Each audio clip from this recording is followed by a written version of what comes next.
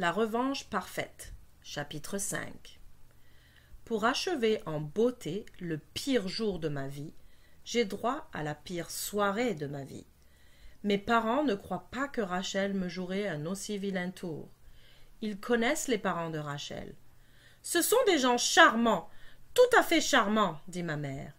Et Rachel est toujours si polie.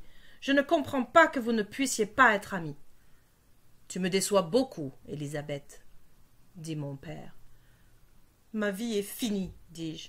J'aimerais mieux être morte. » Ça les fait hésiter un peu. Maman me tapote l'épaule. « Allons, dit-elle, tu n'es pas sérieuse. Il y a probablement une explication toute simple, tu sais. Peut-être que Rachel a pris le corrigé par erreur et l'a ensuite confondu avec le mot qu'elle t'avait écrit. C'est une explication farfelue, et nous le savons tous, mais nous décidons d'y croire. Ce n'est qu'un accident, un malentendu. Nous décidons aussi que le directeur et M. Sparks sont peu susceptibles de croire cette histoire. « Tu vas devoir écrire cette lettre d'excuse, Lizzie, » dit papa. Je me croise les bras. « Je ne veux pas faire de retenue pendant une semaine. Pas question. J'aimerais mieux être suspendue. Je ne veux plus retourner à cette école. Jamais. » C'est au tour de papa de se croiser les bras. « Ma fille, tu vas écrire cette lettre et tu vas retourner à l'école. Tu pourrais profiter de ta retenue pour t'avancer dans ton cours de sciences. Il faut que tu rattrapes les notes perdues. »« Mais je n'ai rien fait. Ce n'est pas juste. » « Qui t'a fait croire que la vie était juste ?» demande-t-il. « Je ne sais pas. Toi, peut-être. »« Eh bien, je te dois des excuses. La vie n'est pas juste. Elle ne l'a jamais été et ne le sera jamais. Fin de l'histoire. Va écrire cette lettre. » Son regard me dit que la discussion est terminée. Il a rarement cet air-là, et je sais qu'il ne plaisante pas. Voici la lettre que j'écris. « Cher Monsieur Sparks, je vous présente mes excuses pour avoir eu en ma possession le corrigé de votre examen. Je vous promets que ce qui est arrivé en classe aujourd'hui ne se reproduira plus. J'ai la ferme intention de m'en assurer. Veuillez agréer, monsieur, l'expression de mes salutations distinguées. Lizzie Lane. » Je montre la lettre à maman, qui pousse un soupir. « Je suppose que ça va devoir suffire. » Ensuite, j'appelle Hayley. Elle refuse de me parler. Son petit frère me dit qu'elle est occupée, aux toilettes. J'entends Hayley qui rit à gorge déployée au moment où il raccroche. Et je sais que c'est elle qui lui a soufflé cette réponse. Pas qu'elle est aux toilettes, mais qu'elle est occupée. Il est parfois mignon, son petit frère. Il ne me reste rien d'autre à faire que de planifier ma revanche contre Rachel. Je pense à la magie et ça me semble stupide. Qu'est-ce qui m'a pris de parler à Stella? Pire encore, elle a eu une légère emprise sur moi. Les derniers événements tragiques m'ont sans doute fait perdre la raison. L'ennui, c'est que je ne peux pas chasser cette incantation de mon esprit. Elle se répète sans arrêt dans ma tête, et ça commence à m'inquiéter. Et si elle avait un réel pouvoir? Il n'y a qu'une façon de le savoir. Je vais faire une expérience. C'est la méthode scientifique, n'est-ce pas? Si ça pouvait seulement me faire rattraper les points perdus. Bon, qu'est-ce que Stella a dit au juste? Elle a dit que je dois me concentrer et allumer une chandelle et visualiser ce que je veux. Je pense que c'est tout. J'allume donc une chandelle et essaie de découvrir ce que je veux.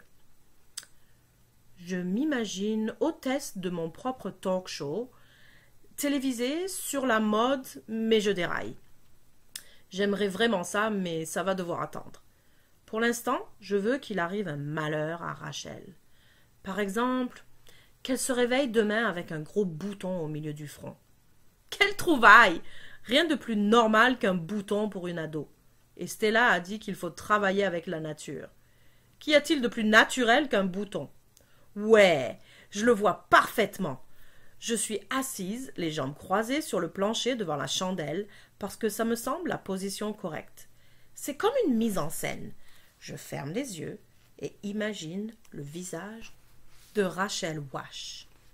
Puis, je visualise le bouton. Il est énorme. Il est juste entre ses deux yeux. Il est vraiment laid. Enfin, je récite l'incantation. Au compte de 1, le sort est opportun. Au compte de 2, le sort est audacieux. Au compte de 3, la magie, c'est moi. Un frisson me parcourt l'épine dorsale, mais je visualise l'image du bouton de Rachel aussi longtemps que je le peux. Puis, je souffle la chandelle. Ça y est. Je respire profondément et jette un coup d'œil autour de ma chambre. Elle est toujours pareille. Des vêtements étalés partout, du maquillage, du parfum et des animaux en peluche entassés sur la commode. Des posters sur le mur. C'est curieux, je viens de faire la vraie magie. Mais je n'en vois aucune preuve. Rien n'a changé. Zut! Puis je pense à l'école demain et je m'inquiète. Je suis sûre que la journée sera horrible. Je me rappelle cette fille de notre groupe en 6e année qui a commencé à se donner des airs parce qu'elle se développait rapidement. Elle semblait croire que la taille de son soutien-gorge lui donnait un avantage sur les autres. Toujours est-il que nous l'avons tenue à l'écart. Ça lui a pris un certain temps à comprendre. Elle essayait sans cesse de se tenir avec nous ou de nous appeler. C'était pitoyable. Finalement, elle a compris. Elle nous a laissés tranquilles. Mais elle est devenue si désespérée qu'elle m'a confié un secret. Elle n'a pas été réadmise dans le groupe pour autant. Je n'ai pas parlé aux autres de ses seins inégaux, et ce n'était donc pas la raison de son exclusion. J'ai gardé le secret de Rachel aussi longtemps que j'ai pu. Et voilà comment elle me remercie, en essayant de m'enlever Kyle. Elle mérite ce qui lui arrive. Mais je me demande maintenant si une telle exclusion pourrait me frapper, moi. Impossible, n'est-ce pas? Non, mes amis ne me feraient pas un coup pareil. Tout ira bien demain. Je dois porter de jolis vêtements. Ah, mon pantalon blanc avec la blouse bleue. Hailey dit toujours que le bleu met mes yeux en valeur. Où est donc passée cette blouse? Je la trouve en fouillant parmi les vêtements répandus sur le plancher. Elle est sale, bien sûr. Et pourquoi pas? Sale est le mot qui convient le mieux pour qualifier cette journée. Je regarde dans ma commode.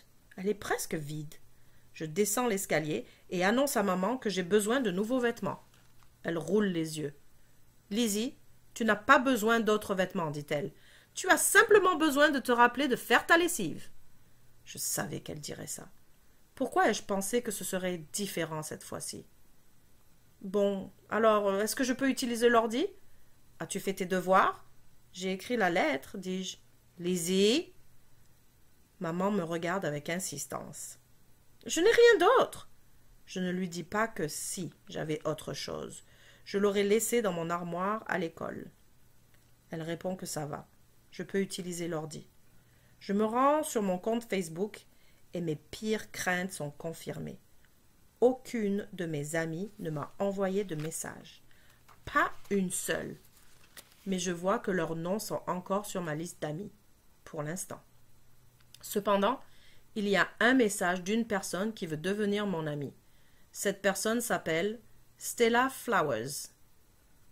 Je suis indécise. Si j'ajoute son nom à ma liste, je peux lui poser des questions au sujet de la magie. Mais que penseront mes vrais amis? Mes vrais amis? Je déconnecte, monte dans ma chambre, rassemble mes peluches autour de moi sur le lit et me mets à pleurer.